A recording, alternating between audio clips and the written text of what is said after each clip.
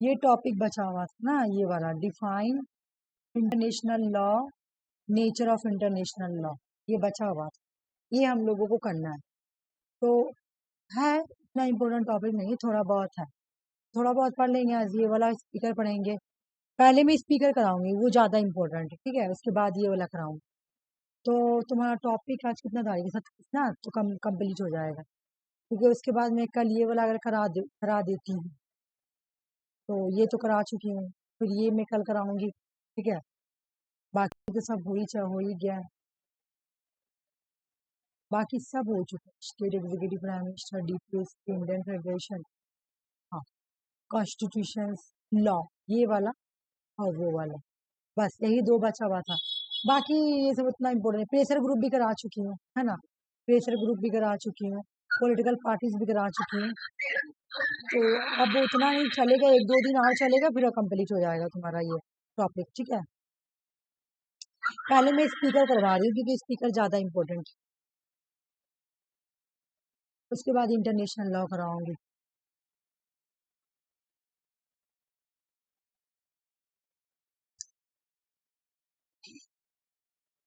Speaker of the Lok Sabha,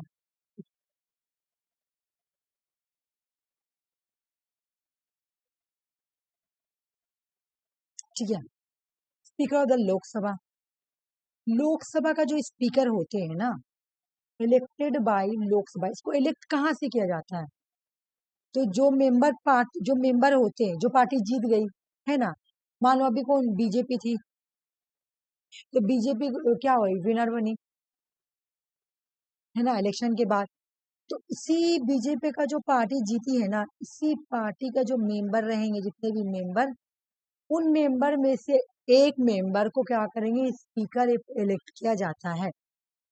after the first meeting of the new Lok Sabha, जब new Lok Sabha का पहला meeting होता है ना, मान लो बीजेपी जीत गई, विनर हो गई, ठीक है, तो बीजेपी जब अपना सीट पे बैठती है, तो उसका जो पहला सेटिंग होता है, फर्स्ट मीटिंग होता है ना, फर्स्ट मीटिंग, लोकसभा का जो न्यू पहला मीटिंग होगा, उसी वक्त उनको उसी वक्त ये स्पीकर जो है ना, उनको इलेक्ट किया जाता है, ठीक है। तो ये जो मतलब स्पीकर को इलेक्ट करने का डेट है ना, तो बोला जो डेट ऑफ इलेक्शन होता है कि इसी दिन स्पीकर को चूज किया जाएगा, इसी दिन इलेक्शन को इसी दिन स्पीकर को इलेक्ट किया जाएगा, है ना, तो वो डेट फिक्स कौन करता है, तो प्रेसिडेंट फिक्स करता है, ठीक है। If the post become vacant, तो लोकसभा इलेक्टेड अनदर मेंबर, जब तक का पोस्ट अभी तक का, मान लो कि बीजेपी आ गई, ठीक है, और बीजेपी आ गई और स्पीकर नहीं, क्योंकि स्पीकर भी तो, जब लोकसभा डिसॉल्व हुई, जैसे लोकसभा का 5 साल हो गया, अब इलेक्शन होगा, तो लोकसभा तो हट गई होगी, डिसॉल्व हो गया होगा, तो स्पीकर भी डिसॉल्व हो गया होगा, तो अब अभी तो सीट खाली है, और बीजेपी तो आ गई, जीत गई, है ना, फर्स्ट मीटिंग भी हो रहा है, अभी तक का कोई स्पीकर नहीं आया है, तो अभी तक जब तक कोई स्पीकर नहीं आया है ना, तो जब तक का कुछ देर के लिए दूसरा स्पीकर को क्या किया जाता है, वही चूज कर लिया जाता है। If the post become vacant, Lok Sabha elect the another member, दूसरे मेंबर को इलेक्ट कर लेंगे, भाई अब थोड़े दिन तक रहो। स्पीकर कब तक अपने ऑफिस में रहती है, कब तक, जब तक का लोकसभा का लाइफ है, hold office during the life of the Lok Sabha. जैसे मैं क्या बोली कि लोकसभा का इलेक्शन हर 5 साल पे होता है, 5 साल पे, 5 साल जैसे हो गया, इलेक्शन होने वाला है, लोकसभा डिसॉल्व, एक तो पहले से डिसॉल्व होता है, नो कॉन्फिडेंस मोशन लगता है तब, और दूसरा डिसॉल्व लोकसभा कब होता है, जब उसका 5 साल हो जाता है तब, 5 ईयर हो गया, अब लोकसभा डिसॉल्व हो गया, इलेक्शन होगा, तो बस लोकसभा डिसॉल्व होता है, उधर स्पीकर भी खत्म हो जाता है, ठीक है। तो याद रखना कि रेड वाला क्या है कि को लोकसभा को इलेक्ट करते हैं, ठीक ना, तो Lok Sabha from among the member, तो जो मेंबर होते हैं ना, जो पार्टी विनर हुई है, तो वही विनर पार्टी के जो मेंबर है ना, उसी में से एक मेंबर को क्या करते हैं, लोकसभा को इलेक्ट करते हैं, ठीक है ना, मतलब बोल रहा है कि जो लोकसभा का जो मेंबर चूज करेंगे ना, लोकसभा के मेंबर में से ही एक मेंबर को चूज करते हैं, ठीक है ना, और लोक स्पीकर के लिए कब इलेक्शन होगा, इसका डेट जो है ना, प्रेसिडेंट बता दें, ठीक है।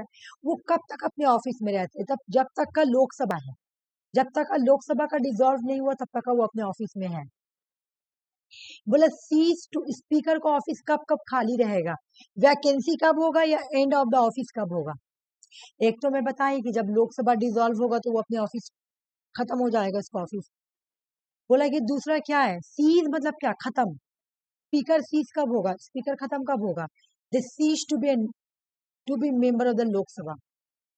ठीक है, बोल रहा कि the cease to be member of the Lok Sabha, Lok Sabha का मेंबर लोकसभा डिसॉल्व हो गया। ठीक है, लोकसभा डिसॉल्व हो गया तो स्पीकर भी खत्म।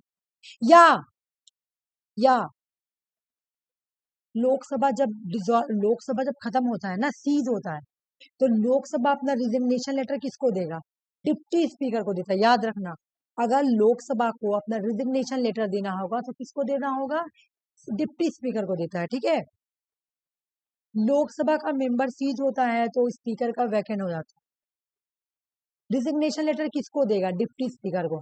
दूसरा रिमूव करने का तरीका क्या है कि resolution pass by the majority all current member, जितने भी लोकसभा में करंट मेंबर है, मान लो कि लोकसभा में करंट मेंबर अभी कितना है, पढ़ाया है तुमको 545 है, 43, हाँ 43 है, दो तो हट गया है ना, 43 है।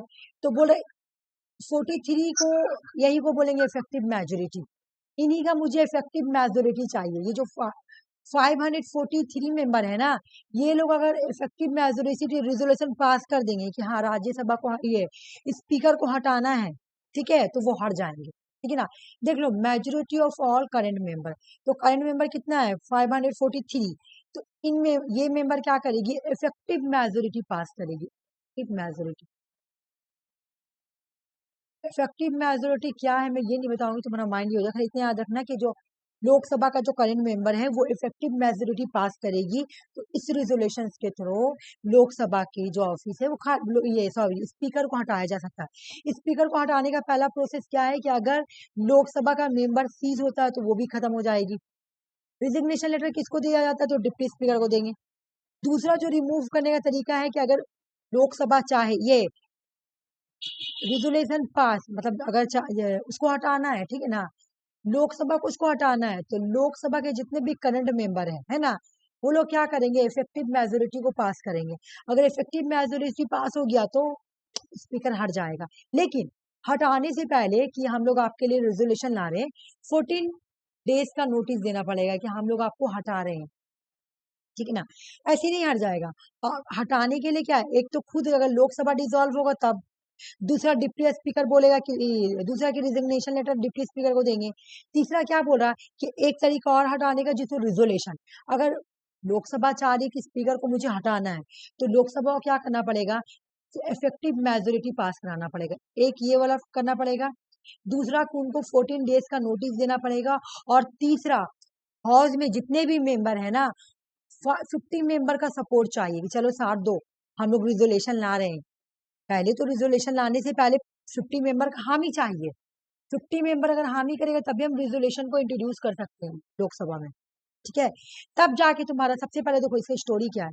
तुम मान लो कि स्पीकर को हटाना है, ठीक है, लोकसभा हटाना चाहती है, 14 डेज का नोटिस दे दिए। ठीक है, उसके बाद 15 मेंबर जो है हाउस का बोलेंगे हामी दो, चलो हम लोग रिजोल्यूशन पास करने का हामी दो। रिजोल्यूशन किस लिए, लोकसभा को स्पीकर को हटाने के लिए रिजोल्यूशन लाना है हम लोग को, ठीक है, हामी दो। तो 15 मेंबर अगर हामी दे देती है, ठीक है ना, उसके बाद लोकसभा में जितने भी करंट मेंबर है उसका मुझे इफेक्टिव मेजोरिटी चाहिए, तब जाके लोकसभा का स्पीकर को हटाया जा सकता है। एक तो जब लोकसभा के मेंबर हटती है ना, डिसॉल्व हो जाएगी तो वो खुद पे खुद हट जाएगी, they cease to be member the Lok Sabha, Lok Sabha का मेंबर सीज होगी, स्पीकर खुद पे खुद सीज हो जाएगा। रिजिग्नेशन लेटर किसको देगा, डिप्टी स्पीकर को। दूसरा हटाने का तरीका क्या है, रिजोल्यूशन पास करो। रिजोल्यूशन पास करने के लिए आपको 50 मेंबर का हामी चाहिए, 14 दिन का नोटिस देना पड़ेगा, और उसके बाद इफेक्टिव मेजोरिटी पास कराना पड़ेगा जो लोकसभा के करंट मेंबर है उनसे, तब जाके आप स्पीकर को हटा सकते हैं, ऐसे तो नॉर्मली नहीं हटा सकते हैं। During removal resolution, when a resolution for मतलब बोल रहा कि जब स्पीकर को हटाने का रिजोल्यूशन पास हो गया है ना, क्या हुआ, लोकसभा ने क्या किया, उनको रिजोल्यूशन प्रोसेस स्टार्ट कर दिया, किसको, स्पीकर को हटाने का रिजोल्यूशन प्रोसेस हटा दिया गया। अब स्पीकर का कोई पावर नहीं होगा। बस नाम का खाली आप आके बैठ सकते हैं, बस पावर नहीं रहेगा। जो आपको पावर दिया गया था ना कि जब भी when a resolution of speaker removal is under consideration, बोला कि जब भी रिजोल्यूशन का प्रोसेस स्टार्ट होगा रिमूवल का, तब स्पीकर को पावर नहीं होगा। Can not presiding joint sitting, house का जो ज्वाइंट सिटिंग होता है ना, इसे मैं बताई थी कि एक ज्वाइंट सिटिंग होता है, ठीक है। तो ज्वाइंट सिट, हाँ हाँ, प्रिसाइडिंग ऑफिसर इसको क्या करता है, करवाता है। और कॉल कौन करता है, तो प्रेसिडेंट करता है ना, कॉल प्रेसिडेंट करता है, प्रिसाइड कौन करता है, प्रिसाइड स्पीकर करता है ना, स्पीकर प्रिसाइड करता है। तो ये वाला पावर छीन लिया जाएगा जब रिजोल्यूशन चलेगा, हटाने का जब रिजोल्यूशन चलेगा ना, तो can not preside over the joint sitting, sitting of the house या ज्वाइंट सिटिंग जो भी, या हाउस को भी नहीं बुला सकेगा, ठीक है ना। बट स्पीकर हाउस में रहेगा, मौजूद रहेगा, प्रेजेंट रहेगा, लेकिन उसको कोई पावर नहीं दिया जाएगा। Can not use the casting vote, casting vote का मतलब मैं समझ आ रही हूँ, एग्जाम में क्वेश्चन आता है कि पार्लियामेंट में कास्टिंग वोट को यूज करने का पावर किसको दिया गया, मैं बता रही हूँ इसका मतलब क्या है, ठीक है।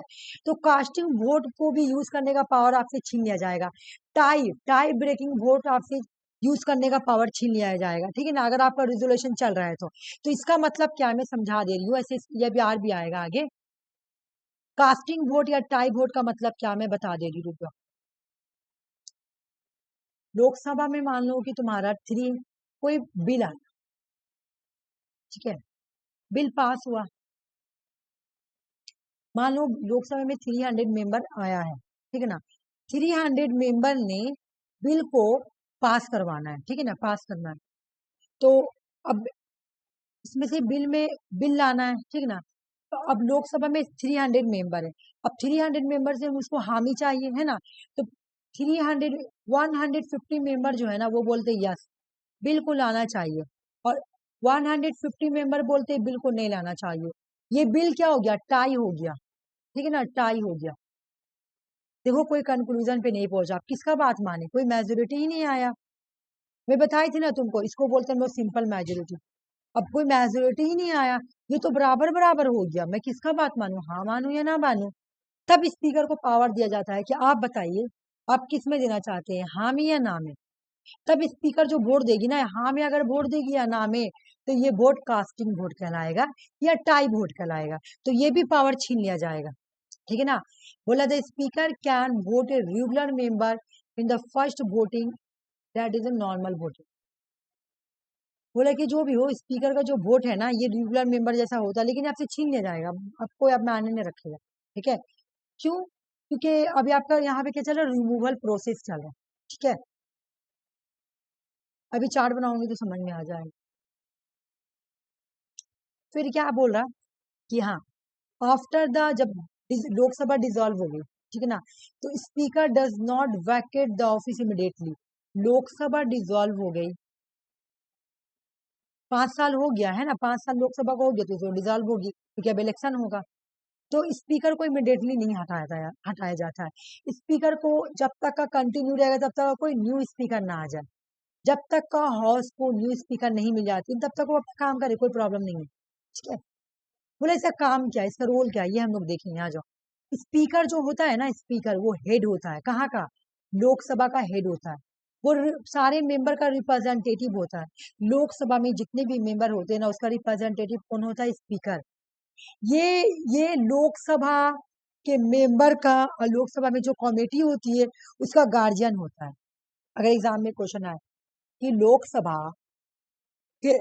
का गार्जियन कौन है, हेड कौन है, स्पीकर। लोकसभा में जितने भी मेंबर है उसका हेड कौन है, स्पीकर, ठीक है ना। प्रिंसिपल स्पोकन, ये हाउस में बोलता है, ये क्या करता है, ये हाउस में बोलने वाले पर्सन के लिए प्रिंसिपल बना के रखा हुआ है। क्या क्या बोलना है किसी, ऐसे नहीं रैंडमली तुम बोलो तुम, सब ये स्पीकर डिसाइड करता है किसको क्या बोलना है, किसको क्या नहीं बोलना है। यही डिसाइड, इसी का जो डिसीजन होगा ना, फाइनल डिसीजन होगा पार्लियामेंट्री मैटर में। जितने भी पार्लियामेंट्री मैटर होता है ना, जितने भी, वो सब डिसीजन किसका होता है, फाइनल डिसीजन स्पीकर का होगा।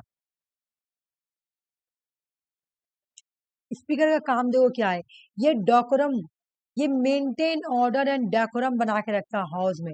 लोकसभा में लोकसभा में है ना, लोकसभा में मेंटेन एग्जाम में क्वेश्चन आएगा कि लोकसभा में तुम कभी लोकसभा का पिक्चर देखी हो, सब चिल्ला चिल्ली करेगा, उधर से वो बोल रहा, उधर से वो बोल रहा, एक बैक स्पीकर बोलेगा चुप हो जाओ, खामोश हो जाओ, है ना।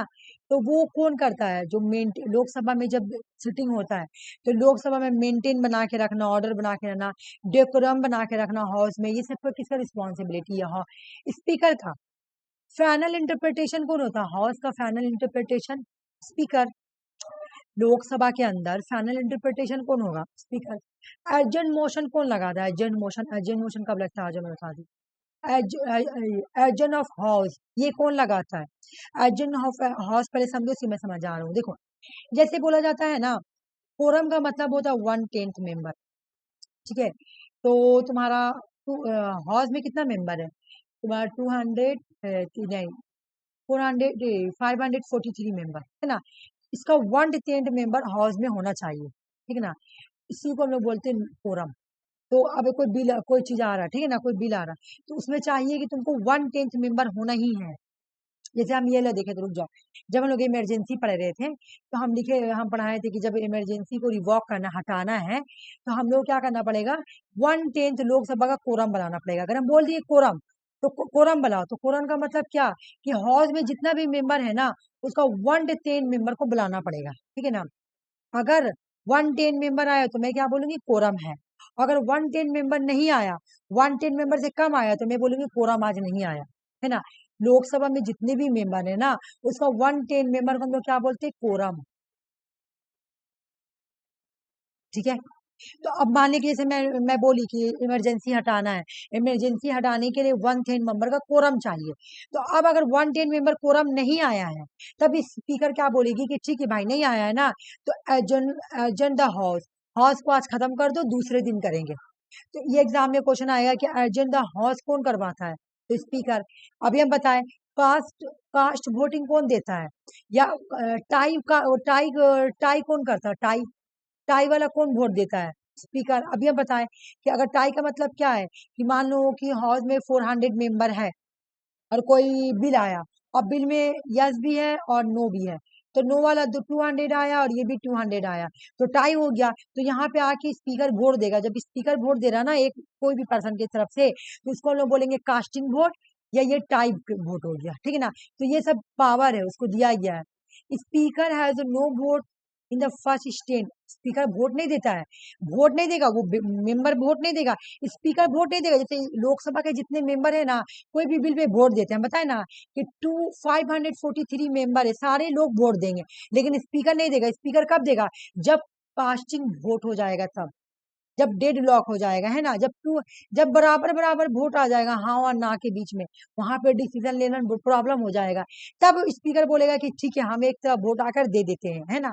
स्पीकर ऐसे वोट नहीं देगा, कास्टिंग वोट देता है। याद रखना, स्पीकर हाउस में वोट नहीं देता है किसी भी बिल में, कास्टिंग वोट देता है। जब जब कोई बिल को लेकर टाई हो जाती है ना, तब स्पीकर जाके तुमको कास्टिंग वोट देता है। ये पावर्स को दिया गया है कास्टिंग वोट का। दूसरा बोला गया कि Indian constitution rules of procedure and conduct of business and Lok Sabha. Lok Sabha के अंदर क्या बिजनेस को कंडक्ट करना है, कैसे चलाना है, क्या पार्लियामेंट्री कन्वेंशन होगा, ये सब डिसाइड कौन करता है? भाई स्पीकर करता है। अब यहाँ पे आ जाओ, ज्वाइंट सिटिंग प्रिसाइड कौन करता है? स्पीकर। ज्वाइंट सिटिंग कब होता है? मैं बता दे रही, रुक जाओ। देखो, मैं तुमको दो चीज बता रही हूँ। मान लो कोई बिल आया, ठीक है, तो कोई भी बिल पहले लोकसभा में जाते, फिर राज्य नहीं, सॉरी, रोक जा भाई, ये हाँ, कोई भी बिल आता है तो पहले लोकसभा में इंट्रोड्यूस करो या राज्यसभा में इंट्रोड्यूस करो, तुम्हारा मर्जी। अगर कोई बिल है कि नहीं पहले राज्यसभा में इंट्रोड्यूस करो, तो राज्यसभा में इंट्रोड्यूस करो, जहां भी। तो मान लो कोई बिल आया, तो मैंने लोकसभा में उसको इंट्रोड्यूस कर दिया, ठीक है, और ये बिल गई राज्यसभा में। राज्यसभा ने कुछ नहीं बोला, कुछ से कुछ नहीं बोला बिल के बारे में, कुछ नहीं, रिप्लाई नहीं किया, है ना। या फिर लोकसभा ने तो हामी भर दी, यस बोल दिया, और राज्यसभा ने हामी नहीं भरी, मतलब बिल में क्या हो गया? डेड लॉक आ गया, दोनों को लेकर डिसएग्रीमेंट। लोकसभा हाँ बोला, राज्यसभा ना बोला, या फिर लोकसभा ने पास कर दिया, राज्यसभा ने कुछ बोला ही नहीं, बिल बस पड़ा हुआ है, कुछ नहीं हो रहा, तब जाके स्पीकर बोलेगा, नहीं, प्रेसिडेंट बोलेगा कि हम बुला रहे हैं किसको? ज्वाइंट सिटिंग को। प्रेसिडेंट क्या बोलेगा? हम कॉल कर रहे हैं किसको? हम कॉल कर रहे हैं ज्वाइंट सिटिंग को, प्रेसिडेंट बोलेगा कॉल कर रहे हैं, बुला रहे हैं ज्वाइंट सिटिंग, मतलब लोकसभा और राज्यसभा ये दोनों का ज्वाइंट सिटिंग को हम बुला रहे हैं, ठीक है, आ गया। अब इसको प्रिसाइड कौन करेगा, ज्वाइंट सिटिंग को प्रिसाइड कौन करेगा, इसको प्रिसाइड स्पीकर करेगा, ठीक है ना। इसको प्रिसाइड कौन करेगा, स्पीकर। एग्जाम में क्वेश्चन आएगा कि ज्वाइंट सिटिंग को प्रिसाइड कौन करता है, तो स्पीकर करता है, ठीक है। कैन कॉल सीक्रेट सिटिंग, अगर कोई सीक्रेट सिटिंग बुलाना हो, ठीक है ना, हाउस के लीडर को अगर कोई सीक्रेट सिटिंग बुलाना है तो सीक्रेट सिटिंग भी कौन बुलाता है, स्पीकर ही बुलाएगा, ठीक है ना, याद रखना। अच्छा, सीक्रेट सिटिंग बुला लिया, ठीक है ना। सीक्रेट सिटिंग बुलाने के बाद उसने कुछ रूल रखा, देखो भाई सीक्रेट सिटिंग है, यहाँ पे कोई स्ट्रेंजर नहीं आना चाहिए, मतलब स्ट्रेंजर का मतलब क्या है, जैसे कोई मीडिया वाला नहीं आना चाहिए, विदाउट परमिशन कोई नहीं आएगा, ना गैलरी पे ना लॉबी में कोई नहीं आएगा, आउटसाइडर कोई नहीं रहेगा, सिर्फ हाउस का मेंबर है, क्यों, क्योंकि ये सीक्रेट सेटिंग है। ये सब कौन डिसाइड करेगा कि सीक्रेट सेटिंग है, ये सब स्पीकर बोलेगा, ठीक है। कोई भी बिल, मनी बिल है या नहीं बिल, फाइनल डिसीजन किसका होगा, स्पीकर का होगा, ठीक है ना। Decide on disqualification, anti defection में पढ़ाई थी ना, एंटी डिफेक्शन, रुक जाओ मैं तुमको बोली थी 10 शेड्यूल डील करता है एंटी डिफेक्शन, मैं बता रही, रुक जाओ।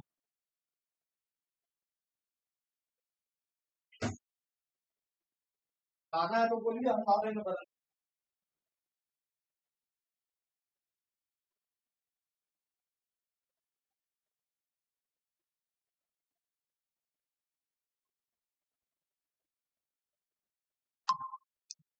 देखो 10 शेड्यूल में एंटी डिफेक्शन के बारे में लिखा हुआ है, 10 शेड्यूल में क्या लिखा हुआ है, एंटी डिफेक्शन के बारे में, ठीक है ना। तो एंटी डिफेक्शन क्या है, कि अगर कोई मेंबर दल बदल कर रहा, आज ही मेंबर के यहाँ कल उस मेंबर के यहाँ, तो एंटी डिफेक्शन लगा दो। एंटी डिफेक्शन क्या मतलब, उस मेंबर को डिस्क्वालीफाई कर दो। तो मेंबर को भी डिस्क्वालीफाई करने का डिसीजन किसका है, कुछ बोल रही क्या, बोलो, एक मिनट रुक जाओ, मैं थोड़ा सा, नहीं ना, ठीक।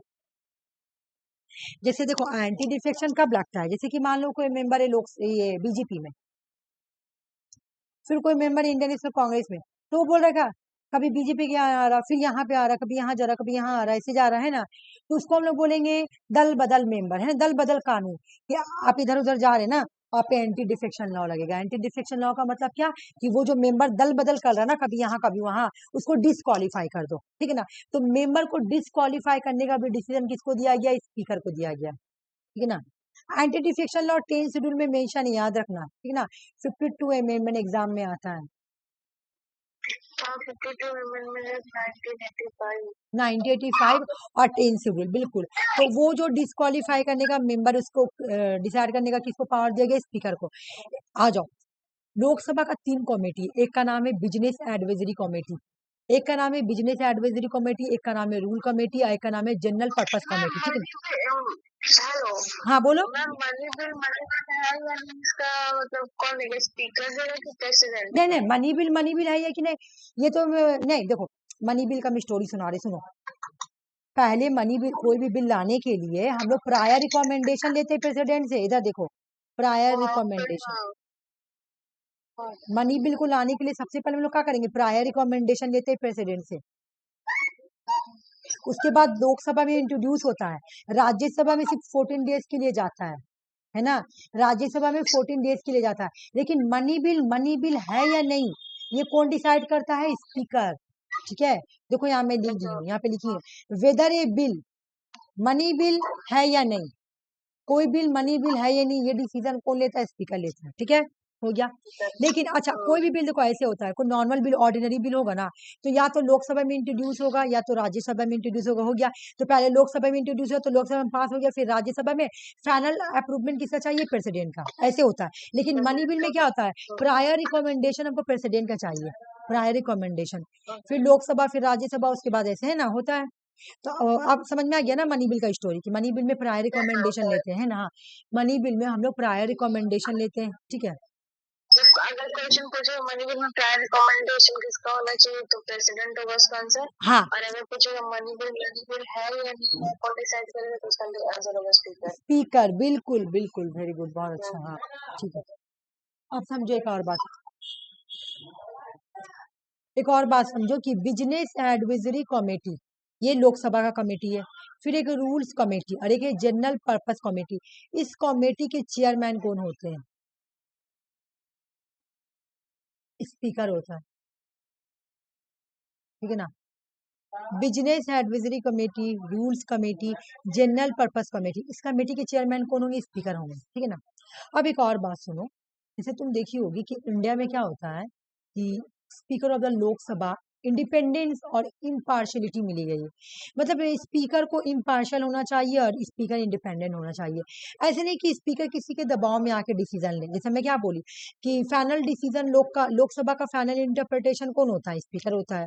तो इसको कुछ इसको लोकसभा का जो स्पीकर है ना, इसको इम्पार्शलिटी होना चाहिए, है ना।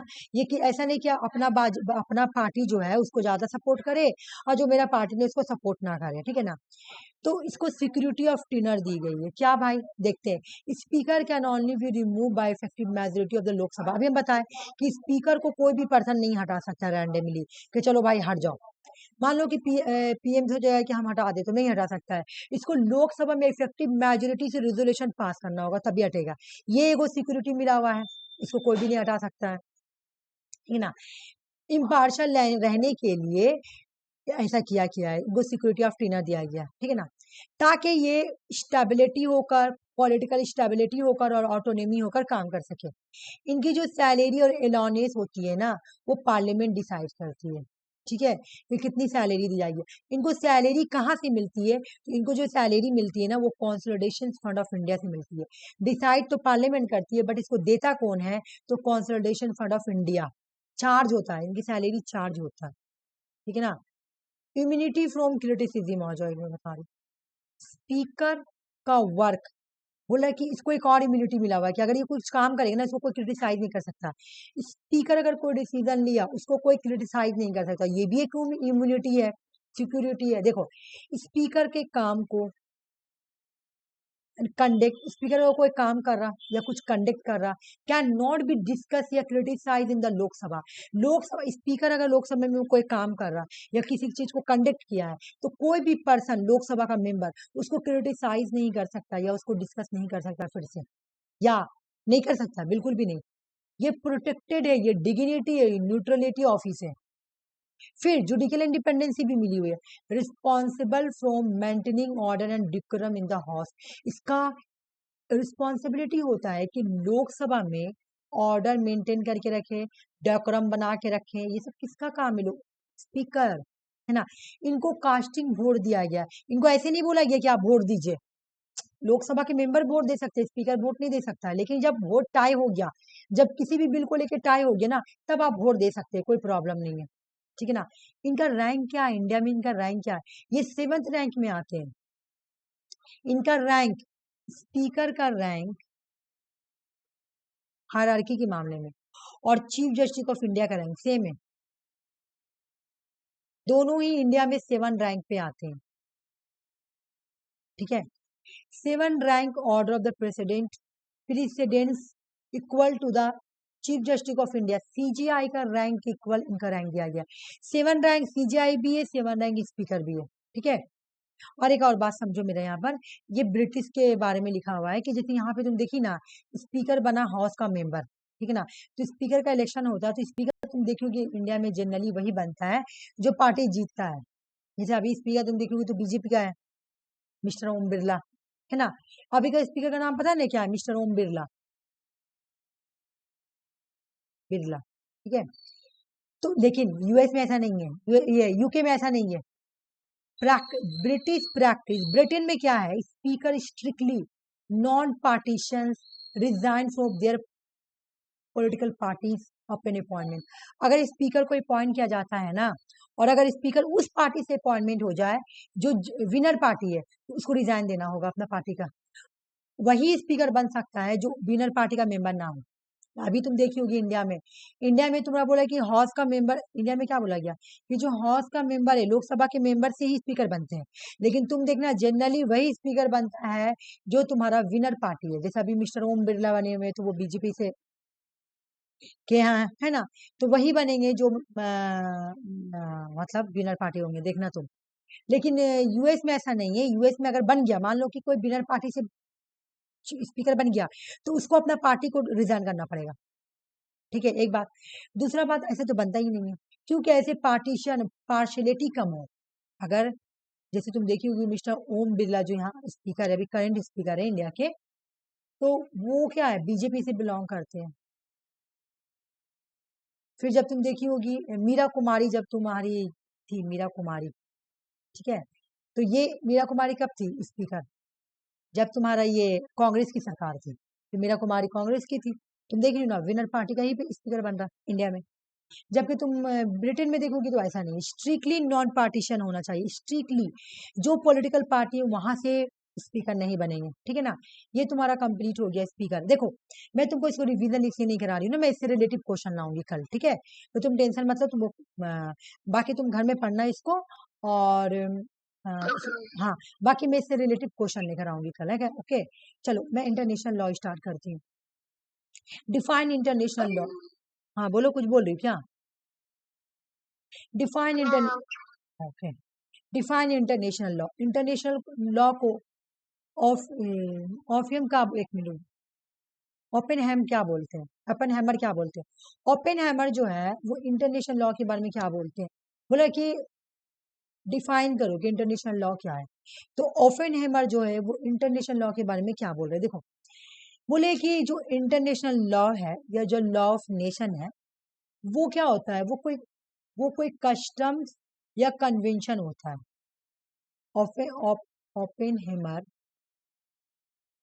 ओपेनहेमर बोल रहे हैं कि जो इंटरनेशनल लॉ होता है, समझना है, जो इंटरनेशनल लॉ होता है ना, वो किसी कस्टम या कन्वेंशन रूल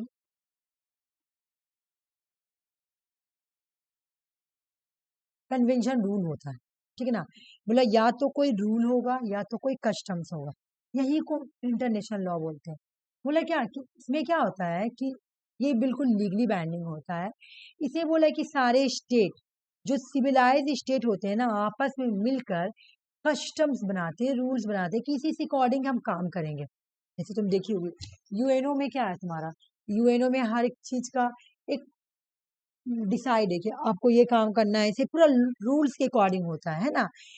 तो ये भी वही है, इंटरनेशनल लॉ के अकॉर्डिंग कस्टम्स कन्वेंशन रूल। ये क्या है, जो कस्टम कन्वेंशन रूल, कुछ स्टेट आपस में, जो सिविलाइज स्टेट होते हैं ना, आपस में मिलकर क्या करते हैं, जो सिविलाइज स्टेट होते हैं आपस में मिलकर कुछ कस्टम्स बनाते हैं, कुछ रूल्स बनाते हैं, कुछ कन्वेंशन बनाते हैं कि हम लोग इस अकॉर्डिंग काम करेंगे, ठीक है, हम इस अकॉर्डिंग काम करेंगे। जैसे मैं एक एग्जांपल दे रही हूँ, रुक जाओ। जैसे तुम देखी होगी, हाँ ये वाला कहानी तुम सुनी होगी कि, एक मिनट मैं एग्जांपल दे रही हूँ। ओ, अरे एक बार याद है तुम्हारा पुलवामा अटैक हुआ था, तो पुलवामा जब अटैक हुआ था तो एक याद है कि एक एयरफोर्स ऑफिसर चला गया था तुम्हारा पाकिस्तान, है ना, पाकिस्तान चला गया था। तो पाकिस्तान जब चला गया, क्या था उसका नाम था, तो मेरे माइंड में आने रहा, लेकिन एयरफोर्स का ऑफिसर था, ठीक है ना।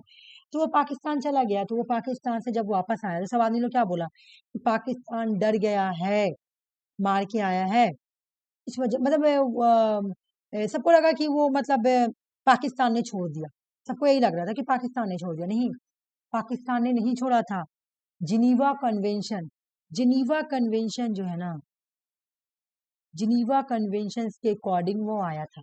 जिनीवा कन्वेंशन में लिखा हुआ है कि अगर किसी वार के ड्यूरिंग, अगर किसी का मिलिट्री ऑफिसर उस कंट्री में चला जा रहा है या इस कंट्री में चला जा रहा है, तो बिल्कुल जिस कंट्री में गया है, अगर एक कंट्री मान लो कि एक कंट्री और बी कंट्री में लड़ाई हो रहा, और एक कंट्री का ऑफिसर गलती से यहाँ पे आ गया और बी कंट्री का ऑफिसर यहाँ पे आ गया, तो इनको बिल्कुल इज्जत से, मतलब जिस कंट्री में है, ए ए का गया था ना, इंडिया का गया था बी पाकिस्तान में, तो पाकिस्तान को बिल्कुल बिल्कुल ही इसको सही तरीके से अच्छे से इंडिया को वापस करना होगा।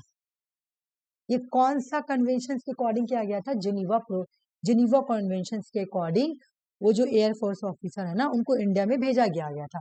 ये बिल्कुल कन्वेंशन में साफ साफ लिखा गया है। तो यही तो कस्टम्स है, यही तो रूल्स है जो इंटरनेशनल लॉ इस पर बेस्ड है। International law convention, Geneva convention क्या होगा, वो एक तरह का लॉ बना हुआ है कि अगर भी किसी भी कंट्री का मिलिट्री ऑफिसर उस कंट्री के में चल जा रहा है किसी वजह से, है ना, एयरफोर्स का ऑफिसर चला गया था, तो उनको भेजा गया था, लेकिन उनको क्यों वापस किया गया था पाकिस्तान से? क्योंकि हम लोगों का वो कन्वेंशन साइंस है, वो कस्टम्स है, वो एक रूल्स है, वो एक लॉ पे बेस्ड है ना, एक लॉ, इंटरनेशनल लॉ, एक इंटरनेशनल लॉ पे बेस्ड है। इंटरनेशनल लॉ कौन था? Geneva convention. उसमें साफ साफ लिखा हुआ है कि अगर किसी भी कंट्री का मिलिट्री ऑफिसर दूसरी कंट्री में चला जाता है तो उनको वापस करना पड़ेगा, रिटर्न करना पड़ेगा।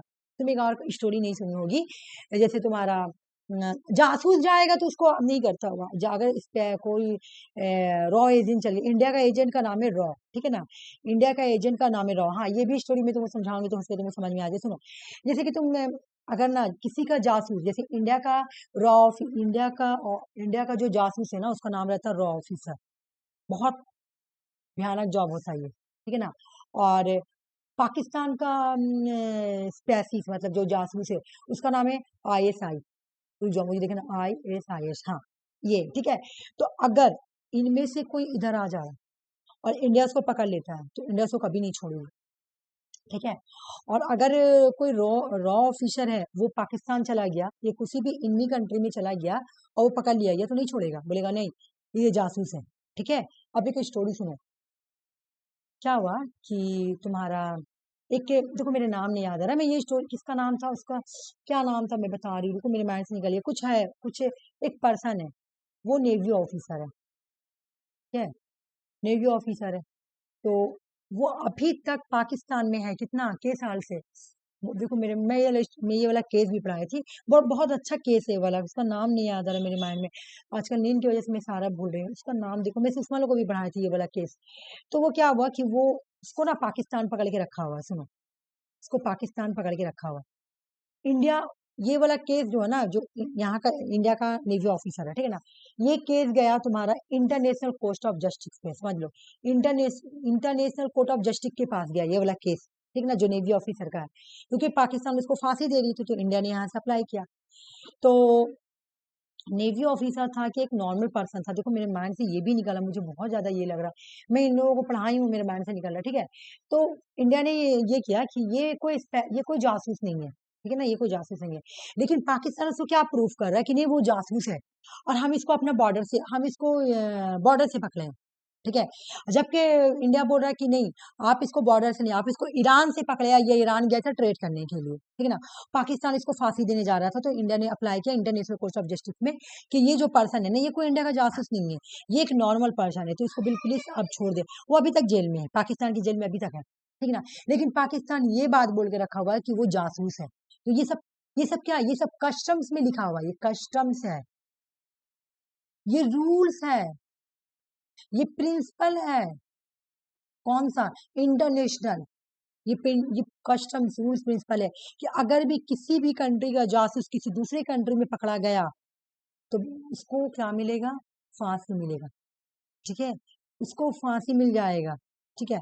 अभी हाल का ही एक बात था कि तुम्हारा, पता नहीं कितना सच कितना झूठ है, कि एक कंट्री में, मैं कंट्री का नाम नहीं लूंगी क्योंकि ये सब बहुत ज्यादा सेंसिटिव मैटर होता है ना, इसलिए मैं नाम नहीं ले रही हूँ। एक कंट्री में एक नेवी ऑफिसर पकड़ाया, ठीक है, तो बोला गया कि ये जो नेवी ऑफिसर है ना, ये जासूस है, तो पकड़ लिया गया, यहाँ इंडिया में नहीं पकड़ाया था, दूसरे कंट्री का नाम है।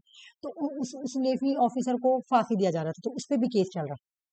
तो ये सब क्या, ये इंटरनेशनल लॉ में लिखा गया है कि हाँ, अगर एक कंट्री का जासूस दूसरे कंट्री में पकड़ा गया तो उसको वो कंट्री जिंदगी भर के लिए रख लेगा, ठीक है ना। तो ये सब क्या, ये कस्टम्स है, ये सब एक कन्वेंशन, एक रूल है, ठीक ना।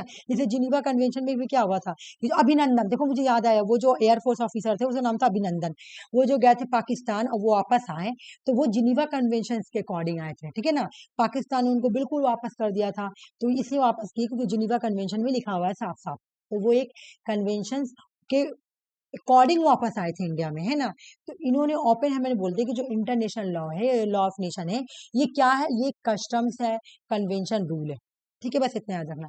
फिर GR बार्ली क्या बोलते हैं कि जो लॉ ऑफ नेशन है ना, या इंटरनेशनल लॉ है ना, इसको अगर डिफाइन करना है तो ये क्या है? ये रूल्स का बॉडी है या प्रिंसिपल है। वही बात बोले कि इंटरनेशनल लॉ क्या है? रूल्स ऑफ बॉडी है या प्रिंसिपल है, जिस उसी यही रूल्स और यही प्रिंसिपल के अकॉर्डिंग सारे सिविलाइज स्टेट जो है ना काम करते हैं, बाइंडिंग होता है। अब ये तुम बाइंडिंग का मतलब क्या है, देखो मेरी बात, इसी प्रिंसिपल के ऊपर और इसी रूल्स के ऊपर कंट्री जो है बाइंडिंग होती है। अभी तुम देखिए ना, अभिनंदन गए, अभिनंदन चले गए थे, जो ऑफिसर थे एयरफोर्स के, वो चले गए थे पाकिस्तान में, ठीक है। तो पाकिस्तान वाला क्या करता, उनको रख लेता बंदी बना के, है ना, बिकॉज कि ये है ना बंदी बना के ये मेरे कंट्री में आया था, इसको बंदी बना लेंगे। लेकिन नहीं, जिनीवा कन्वेंशन में साफ साफ लिखा हुआ है कि अगर वार के ड्यूरिंग आपका आर्मी मेरे आर्मी अगर आपके पास अंदर चला गया और आपके आर्मी मेरे अंदर चला गया, तो हम लोग एक दूसरे को वापस कर देंगे, ऐसा था। तो जो मैंने कन्वेंशन, तो कन्वेंशन में ये तो बाइंडिंग हो गया है ना। तो पाकिस्तान बिल्कुल जिनीवा कन्वेंशन के अकॉर्डिंग उन्होंने अभिनंदन को वापस किया था, और वो उनपे बाइंडिंग था, उनको हर हाल में वापस करना था, ठीक है ना। वो कस्टम्स, वो रूल्स, वो प्रिंसिपल के अकॉर्डिंग, वो इंटरनेशनल लॉ है। कन्वेंशन जो है, जिनीवा कन्वेंशन एक इंटरनेशनल लॉ है, और उस लॉ के अकॉर्डिंग ही उन्होंने क्या किया था, अभिनंदन को वापस किया था, और वो पाकिस्तान के ऊपर बाइंडिंग था, है ना।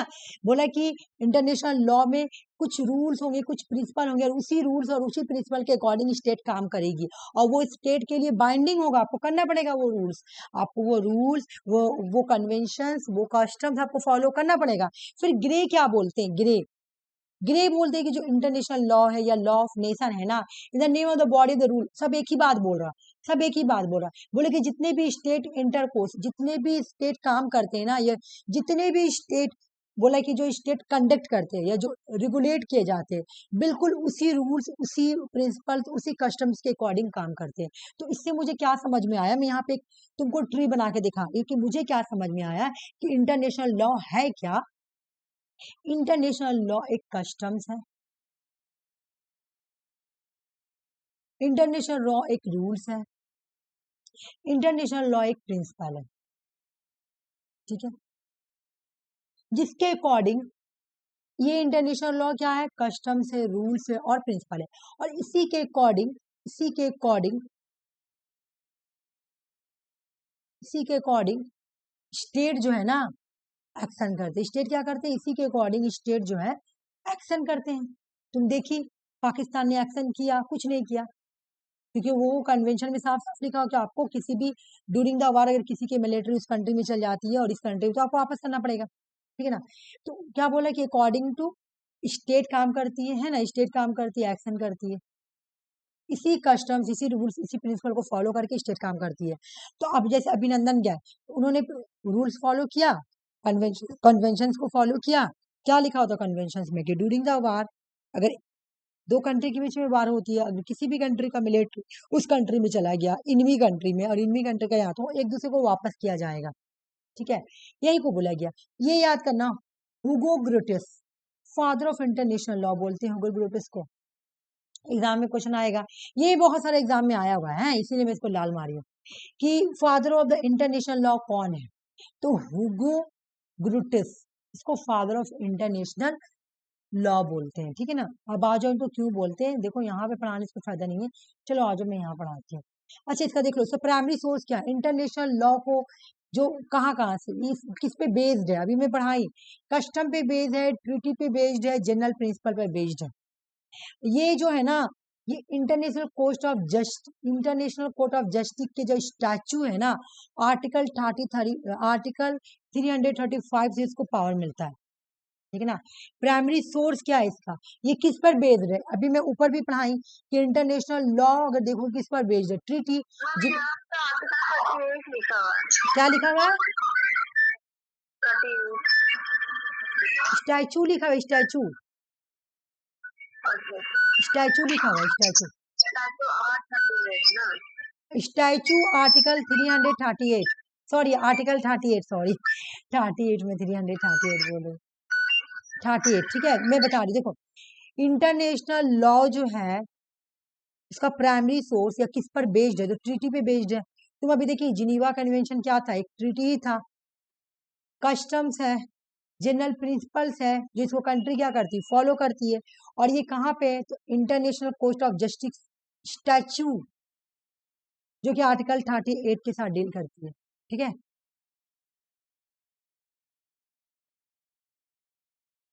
बोला कुछ थ्योरी पढ़ेंगे, नेचर ऑफ, मतलब नेचर में पढ़े ना नेचर, तो कुछ थ्योरी पढ़ेंगे इंटरनेशनल लॉ के, पूरा नहीं पढ़ना, खाली नाम पढ़ लो, खाली समझ लो।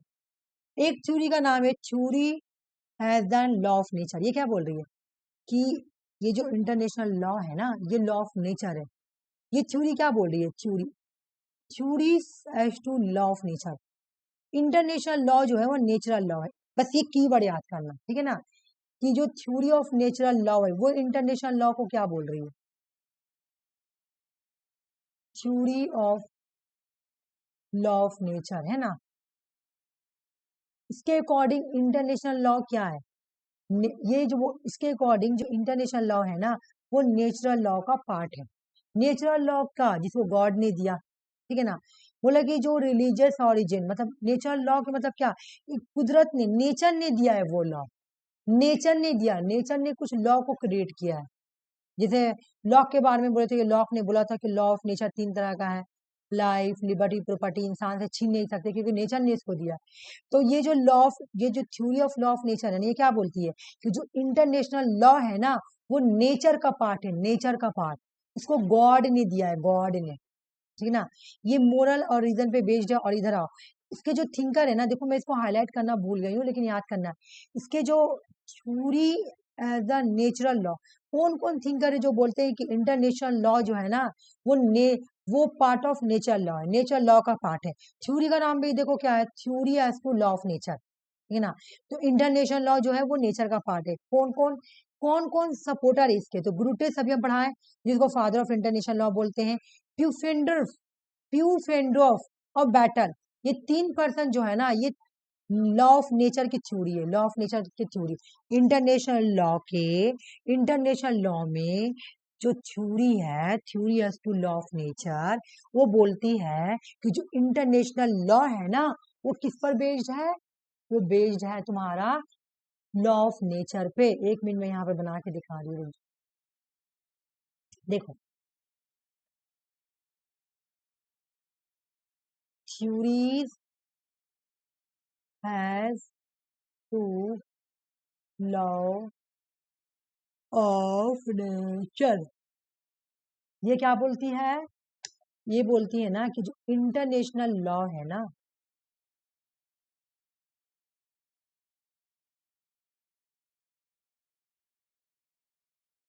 इंटरनेशनल लॉ है ना, is a part of natural law, is a part of, किसका पार्ट है, is a part of natural law का पार्ट है, ठीक है।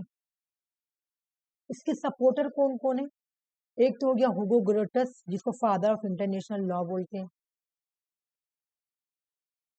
दूसरा जो सपोर्टर का नाम है प्यूफेंडर्फ।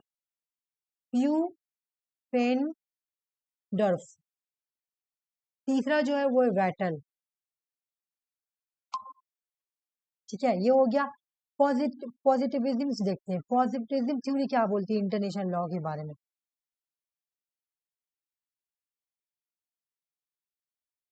पॉजिटिविज्म थ्योरी बोलती है कि, ये बोलती है कि हम लोग देखेंगे हम लोग व्हाट इज टू बी, नहीं क्या होना चाहिए ये नहीं देखेंगे। जैसे उन्होंने ऊपर वाला क्या देखा कि ये नेचर का पार्ट है ना, इन्होंने बोला कि देखो भाई, law valid if an act by proper authority, बोला कि कानून तभी वैलिड होगा जब उसको प्रॉपर ऑथोरिटी के थ्रू इनैक्ट किया जाएगा, ठीक है ना। मतलब रीजन, तुम किसी को भी उठा के दे दोगे तो क्या, तुम लॉ दे दो, इंटरनेशनल लॉ किसी को भी दे दो चलाने के लिए, कैसे चलाएगा। तो बोल रहा है कि जब प्रॉपर ऑथोरिटी स्टैब्लिश करेगा ना लॉ को, तभी वो लॉ हो जाएगा इंटरनेशनल लॉ, ठीक है ना। तो ये नेचुरल थ्योरी को नहीं सपोर्ट करता है, ठीक है ना। पॉजिटिविज्म थ्योरी जो है ना, नेचुरल लॉ को नहीं सपोर्ट करता। यहाँ पे उतना कोई खास नहीं, इधर आ जाओ। Theory of fundamental rights, theory of fundamental rights भी क्या है, ये नेचुरलिस्टिक व्यू रखती है, इंडिविजुअल स्टेट फंडामेंटल राइट। ये क्या करती है, ये बोलती है कि बिल्कुल नेचुरलिस्टिक, ये स्टेट, ये बोलती है स्टेट है द फंडामेंटल राइट। स्टेट के, स्टेट क्या रखती है, स्टेट के पास है फंडामेंटल राइट्स, ठीक है ना। बोले जिस स्टेट के पास फंडामेंटल राइट्स है, सॉवरेनिटी है, इक्वलिटी है, सेल्फ डिटर्मिनेशन है, इंडिपेंडेंस है, ठीक है ना। ये बोलती है कि भाई सुनो, जो फंडामेंटल राइट्स है ना लोगों को जो मिला हुआ है, वो नेचुरलिस्टिक्स है, वो उसको नेचर ने दिया है, ठीक है ना। नेचर ने दिया, और वही इंटरनेशनल लॉ है, वही इंटरनेशनल लॉ है, ठीक है ना। तो ये जो थ्योरी ऑफ फंडामेंटल राइट है ना, ये भी लॉ ऑफ नेचर पे बेस्ड है। बस खाली ये ज्यादा नहीं पढ़ना है, इतना एग्जाम में आता भी नहीं, इंपोर्टेंट भी नहीं ज्यादा। ऑटो लिमिटेशन थ्योरी, इस थ्योरी में स्टेट तो इंडिपेंडेंट होता है लेकिन उसको अपने लिमिटेशन के बारे में भी पता है, ठीक है ना। ऑटो लिमिटेशन थ्योरी में स्टेट इंडिपेंडेंट होता है लेकिन उसको पता है कि मेरा लिमिटेशन कहाँ तक है, ठीक है ना। वो कुछ भी काम करेगा तो पहले कंसेंट फॉलो करेगा, लोगों से पहले हामी देखेगा कि लोग उसको हामी दे रहे कि नहीं, यानी इंटरनेशनल लॉ पे बेस्ड है। इसके जो मानने वाले सपोर्टर जो है, प्रोपोनेंट, वो है जेलिनेक, एंजेलिलोटी और ट्राइपल। नाम भी खाली ऊपर ऊपर का लेना तो कोई ये नहीं है। कंसेंट ऑफ थ्योरी में बोल रहा है कि अगर मैं कुछ भी कर रहा हूँ तो कंसेंट लेना पड़ेगा। और ये देखो, पैक्टा सन सर्वनंदा सर्वंदा, ये देखो, इसे मैं इसलिए ला दी ना कि सिलेबस कवर करना, बाकी ये इंपॉर्टेंट नहीं है। बोला every theory in force binding open the parties it must be perform by them good faith. बोलो सुन लो, कोई भी हर पार्टी को फोर्स करना, ठीक है ना, कोई वही वाला बात कि कोई रूल्स आया, प्रिंसिपल आया तो सबके पे बाइंडिंग होगा, सबको मानना होगा, ठीक है ना। ये बाकी ये उतना इम्पोर्टेंट नहीं है, मैं ऐसे ही पढ़ा दी हूँ, खाली नाम देख लेना। फैक्टर स्टैंड सर्वंदा, theory of consent, auto limitation theory, theory of fundamentalize positivism theory, ये देख लो theory of the law of nature, ये खाली याद कर लेना कि थ्योरी ऑफ नेचर लॉ में कौन है, ग्रुटेस है, अपरफंडर है, पैवेटल। ये क्या बोलते हैं कि जो इंटरनेशनल लॉ है ना वो नेचर लॉ का पार्ट है, ठीक है ना। आज का क्लास ये वाला कंप्लीट, में एमसीक्यू क्वेश्चन स्टार्ट कर रहे हैं।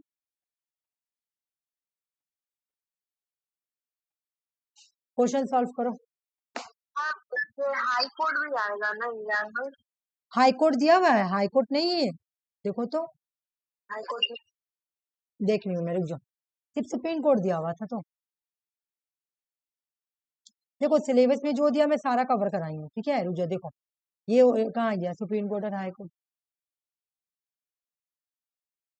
इलेक्शन कमीशन हो गया, अमेंडमेंट प्रोसीजर हो गया, इंडिया जुडिशल, आ जाओ। देखो देखो, difference between the America judicial system, comparison the function of the supreme court of India और judicial review in India and US, ये सब मैं करा चुकी हूँ। जुडिशियल एक्टिविज्म करा चुकी हूँ, सारा करा चुकी हूँ। लेकिन हाई कोर्ट के बारे में कहीं, हाँ, हाई कोर्ट के बारे में कहीं भी नहीं। लोकसभा राज्यसभा करवाना था, मुझे करवा दी। रोल ऑफ स्पीकर करवाना था, जो कि मैं अभी करवाई है ना, रोल ऑफ स्पीकर करवाना था। अच्छा, ब्रिटिश का कंपैरिजन के साथ, ब्रिटिश पार्लियामेंट का कंपैरिजन, अभी मैं कंपैरिजन कराई ना एक। ब्रिटिश में जो स्पीकर होता है वो नॉन पार्टीशन होता है, वो नॉन पार्टीशन होता है ना, मतलब उस मेंबर का पार्टी नहीं बनेगा। फिर भी मैं थोड़ा सा ला दूंगी, ऐसा बात नहीं है, ये थोड़ा सा कर दूंगी, ठीक है ना। बाकी पार्लियामेंट्री कंट्रोल, एग्जीक्यूटिव, ये सब हो गया, मैं करवा दे। चाइना नहीं करवाई हूँ, चाइना नहीं करवाई हूँ इसलिए ना, क्योंकि देखो चाइना से उतना क्वेश्चन आता नहीं है, ठीक है ना। मे भी आ भी गया ना तो मैं तुमको सिंगल पार्टी करके बनाई हूँ, ठीक है ना। थोड़ा बहुत चाइना का बचा वो करा देंगे। बाकी मनी बिल करवा चुकी हूँ, बजट नहीं करवाई हूँ, एस्टीमेट कमेटी करा चुकी हूँ, पब्लिक अकाउंट कमेटी करा चुकी हूँ, हर एक चीज करवा चुकी हूँ। इंडियन पार्लियामेंट का कॉम्पोजिशन कैसे हुआ है, लोकसभा, राज्यसभा, प्रेसिडेंट, सब करा चुकी हूँ। कंपेरिजन वगैरह सब करवा चुकी हूँ, ठीक है ना। लोकसभा, राज्यसभा सब करवा चुकी हूँ। Relation between two house, Lok Sabha and Rajya Sabha, and role of the speaker of the Lok Sabha, comparison with the British speaker अभी हम बताया ना, तो बोला कि ब्रिटिश के स्पीकर के साथ कंपेरिजन करना है। तो मैं तो अभी तुमको बताई कि इंडिया में तो तुम्हारा विनर पार्टी से हो जाएगा, लेकिन यूके में नॉन पार्टीशन ब्रिटिश से बनता है, लेकिन फिर भी मैं छोटा सा ला दूंगी, ठीक है ना। वो बचाओ, बाकी यार बाकी सब हो गया। देखो कहीं नहीं रही, हाई कोर्ट का कहीं नहीं मेंशन। अगर तुमको दिखे कहीं पे है तो मुझे हाईलाइट करके फोटो भेजना, ठीक है। अगर दिखे, हो सके मुझे नहीं दिखा होगा, ठीक है। बाकी देखो वो ये सब जो टॉपिक है ना उतना इम्पोर्टेंट नहीं है, जो है थोड़ा बहुत है, ज्यादा नहीं। हाँ हाँ, स्पीकर इम्पोर्टेंट है, ये बात मैं नहीं बोलूंगी। ये करो।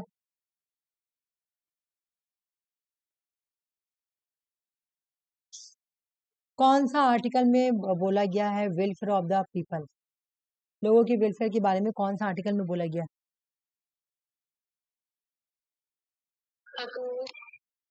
है? बोलो। आर्टिकल 38। नेक्स्ट क्वेश्चन देखो, समझो नेक्स्ट क्वेश्चन में क्या बोल रहा है, the relation between central state, बोला कौन सा शेड्यूल में, कौन सा शेड्यूल में, ठीक है ना, कौन सा शेड्यूल में सेंटर और स्टेट का रिलेशन दिखाता है। शेड्यूल याद है तो देखो कौन सा शेड्यूल बोल रहा है।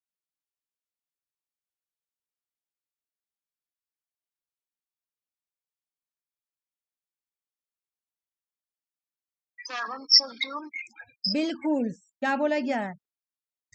लिस्ट कितने लिस्ट है? 3 लिस्ट है। State list, central list, concurrent list. Answer सही बोली। 9 में क्या बोला गया बोलो तो? 9 शेड्यूल में क्या बोला गया? वो एंटी डिफेक्शन लॉ। नहीं, 10 में बोला गया एंटी डिफेक्शन लॉ। 10 शेड्यूल में बोला गया एंटी डिफेक्शन लॉ। एक बार चलो रिवीजन कर लेते, रुक जाओ। 10 शेड्यूल में बोला गया एंटी डिफेक्शन लॉ, ठीक है। एक बार रिवीजन करते, एक एक वर्ड से रिवीजन करेंगे, पूरा नहीं, तुम्हारा रिवीजन भी हो जाएगा, ठीक है।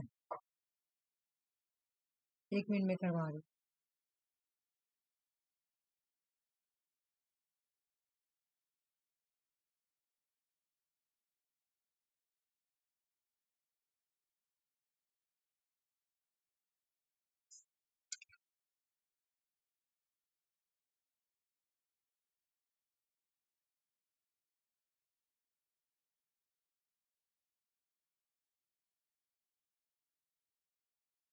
एक नंबर में क्या बोला गया बताओ, याद है? तुमको जो याद है बोलो, उसके बाद में बोलो। तुमको जो भी याद है बोलो, उसके बाद में बोलो। ठीक है, ओके, कोई बात नहीं, चलो मैं रिवीजन करा रहा था, कोई बात नहीं, चलो आज देखो। फर्स्ट शेड्यूल में बोला गया है SCH, ठीक है। मैं एक बार लिखूंगी, बाकी फिर आएंगे। SCHEDUL schedule. फर्स्ट शेड्यूल में क्या बोला गया है? स्टेट और यूनियन टेरिटरीज के बारे में बोला गया, ठीक है। स्टेट और यूनियन टेरिटरीज के बारे में बोला।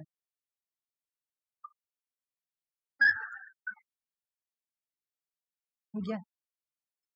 सुना, लक्ष्मी ने ये सुषमा इसका को ये दी थी। अच्छा मैं देख, सेकंड शेड्यूल, सेकंड में क्या बोला गया?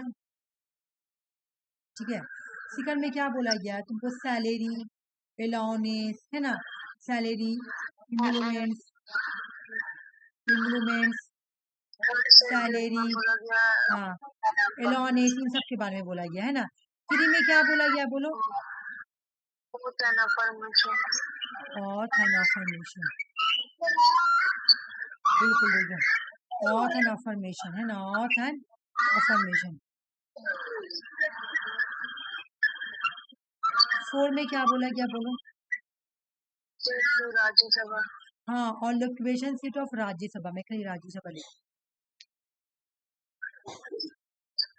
5 में क्या बोला गया बोलो?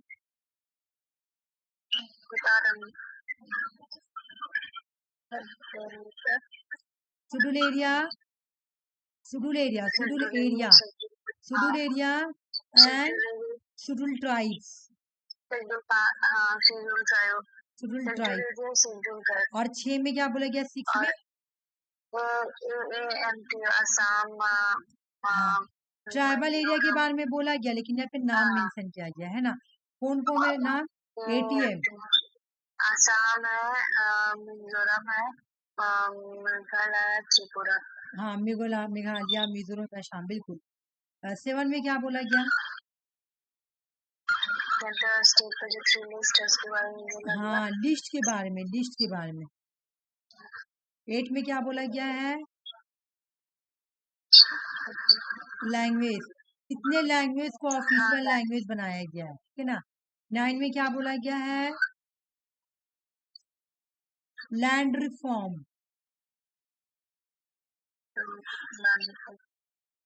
10 में क्या बोला गया है? Anti defection law. हाँ, डिस्क्वालीफाई मेंबर या एंटी डिफेक्शन लॉ। डिस्क्वालीफाई भी बोल सकती हो या एंटी डिफेक्शन लॉ भी बोल सकती हो, ठीक है ना। 11 में क्या बोला गया है? 11 में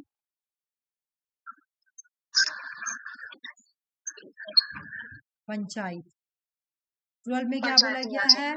म्युनिसिपैलिटीज। बस हो गया ना यार, चलो ये वाला क्वेश्चन सॉल्व करो कि हम लोग इमरजेंसी का प्रोविजन कहाँ से लिए हैं।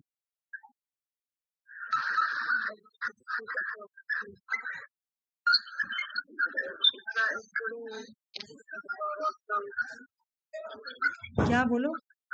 मैम जो इमरजेंसी को लोग डिस्क्वालीफाइड कर देते हैं ना, नेशनल इमरजेंसी वो नहीं पूछ नहीं, रहे हैं देखो ना। मैं बोली थी कि इमरजेंसी में इमरजेंसी का प्रोविजन याद रखना। इमरजेंसी का प्रोविजन अगर लिखा रहे तब हम लोग बोलेंगे गवर्नमेंट ऑफ इंडिया एक्ट 35, ठीक है। लेकिन अगर इमरजेंसी का, एक मिनट, इमरजेंसी का सस्पेंडेड लिखा रहेगा, सस्पेंशन कहाँ से लिए, तब हो जाएगा जर्मनी। सस्पेंशन रहेगा तो जर्मनी, और प्रोविजन रहेगा तो गवर्नमेंट ऑफ इंडिया एक्ट 1935, ठीक है। चलो ये क्वेश्चन तो सॉल्व कर लोगी, क्वेश्चन खुद से करो। Speaker of Lok Sabha. हाँ, next question. Article 23 article 24 of the Indian constitution deal with the, article 23 और आर्टिकल 24 कौन सा किसके साथ डील करती है? Right against exploitation. बिल्कुल सही बोली, राइट अगेंस्ट एक्सप्लॉयटेशन।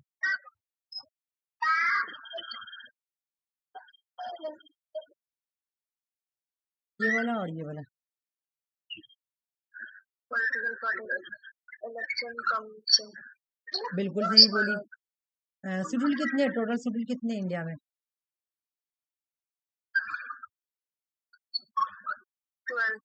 12, बहुत अच्छी। अच्छा, खत्म हो गया क्वेश्चन, ठीक है। ठीक है, तो ठीक है, आज का क्लास हम यहीं तक रख रहे हैं क्योंकि मुझे लगा कि बहुत लंबा चलेगा, लेकिन ये जल्दी हो गया, तुम समझ गए जल्दी है। अगर तुम्हें कुछ पूछना है तो पूछ लो, ठीक है। अगर